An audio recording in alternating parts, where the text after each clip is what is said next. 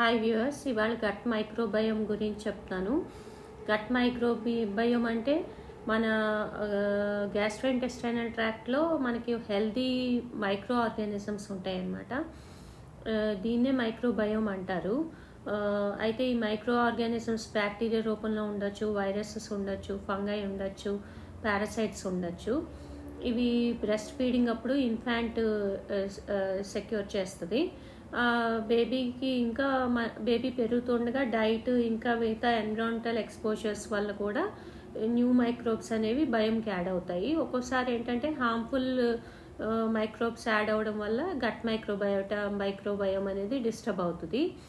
ఈ micro organisms మన gastrointestinal ట్రాక్ట్లో ఉన్న మైక్రో ఆర్గానిజమ్స్ ఒక సింబయోటిక్ రిలేషన్షిప్లో ఉంటాయన్నమాట. అంటే వాటికి మనం ఫుడ్ షెల్టర్ ఇస్తాం, అవి మనకి హార్మ్ఫుల్ మైక్రోబ్స్ నుంచి మనల్ని ప్రొటెక్ట్ చేస్తుంది.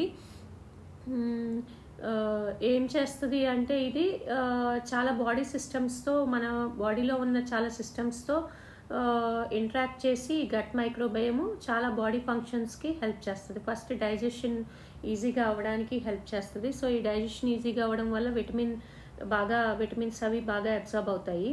ఫ్యాట్ అబ్సార్ప్షన్ కూడా హెల్ప్ చేస్తుంది. ఇమ్యూన్ సిస్టమ్ని కంట్రోల్ చేస్తుంది.